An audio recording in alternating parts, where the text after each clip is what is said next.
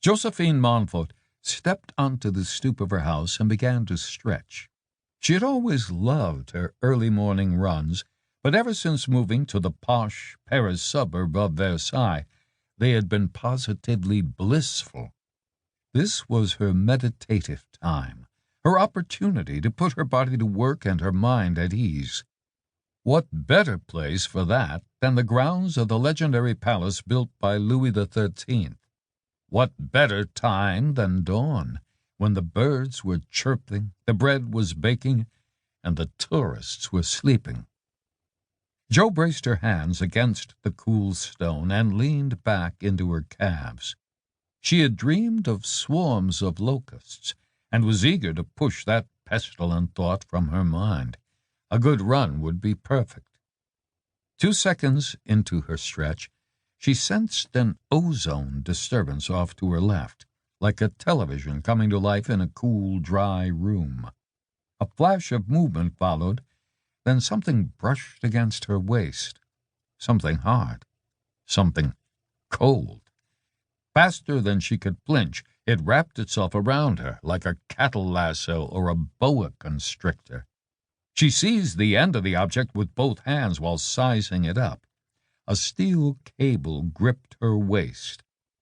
No, not a cable, a mechanical construction. And not steel, more like black aluminum.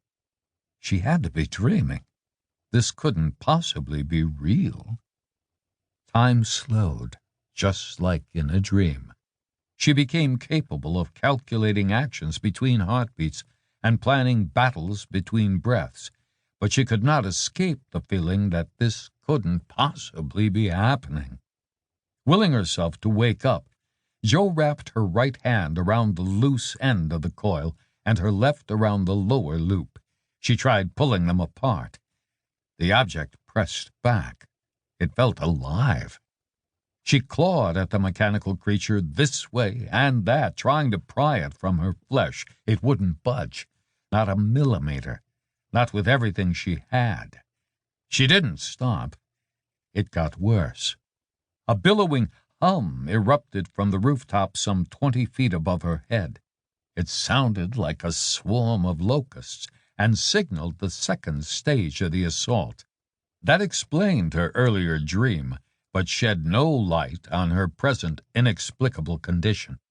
She traced the tail of the mechanical snake up to the source of the sound, a shadow of an object now emerging from atop her home.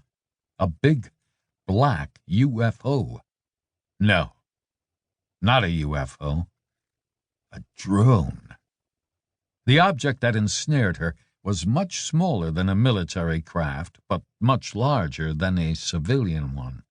Roughly the size of a mattress, it was shaped like an X with propellers extending from each corner. The snaking cable descended from a spool in the center. It resembled the line dropped from a Coast Guard helicopter, although this was clearly no rescue.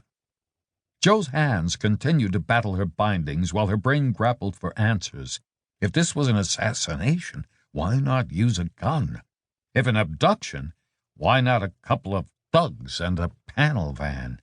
There had to be something bigger, deeper or broader behind the attack, something strategic, something sinister, something... The answer struck her as swiftly and unexpectedly as the snake.